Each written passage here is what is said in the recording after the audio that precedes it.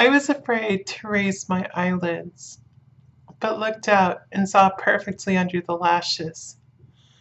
The girl went on her knees and bent over me, simply gloating.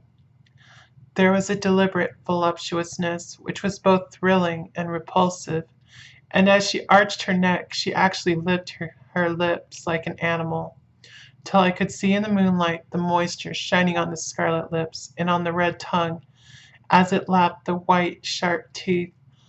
Lower and lower went her head as the lips went below the range of my mouth and chin and seemed about to fasten on my throat. Then she paused, and I could hear the churning sound of her tongue as it licked her teeth and lips, and could feel the hot breath on my neck. Then the skin of my throat began to tingle as one's flesh does when that hand that is to tickle it approaches nearer. Nearer. I could feel the soft, shivering touch of the lips on the super-sensitive skin of my throat, and the hard dents of two sharp teeth, just touching and pausing there.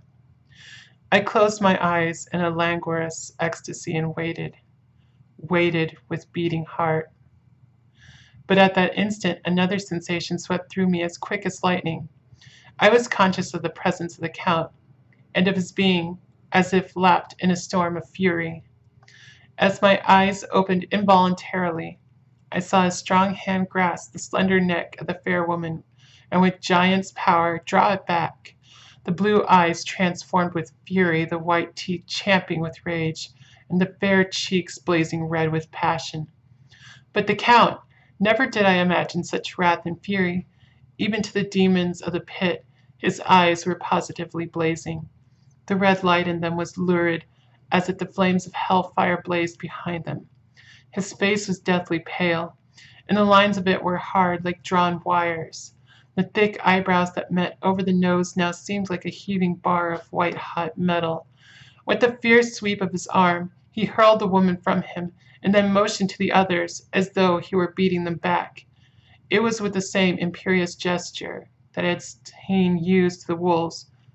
In a voice which, though low and almost in a whisper, seemed to cut through the air and then ring around the room, he said, "How dare you touch him, any of you? How dare you cast eyes on him when I had forbidden it?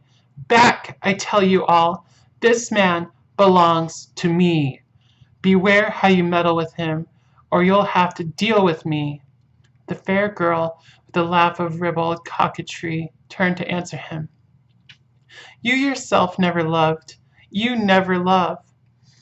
On this the other women joined, and such a mirthless, hard, soulless laughter rang through the room that it almost made me faint to hear. It seemed like the pleasure of fiends.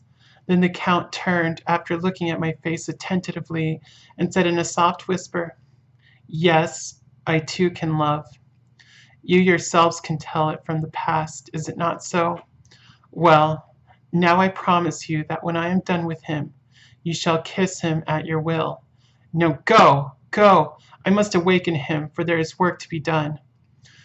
"Are we to have nothing tonight?" said one of them with a low laugh, as she pointed to the bag, which he had thrown upon the floor, and which moved as though there was some living thing within it.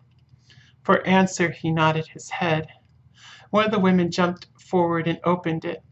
If my ears did not deceive me, there was a gasp and a low wail, as of a half-smothered child. The women closed round whilst I was aghast with horror. But as I looked, they disappeared, and with them the dreadful bag. There was no door near them, and they could not have passed me without my noticing. They simply seemed to fade into the rays of the moonlight and pass out through the window, for I could see outside of the dim, shadowy forms for a moment before they entirely faded away. Then the horror overcame me, and I sank down unconscious.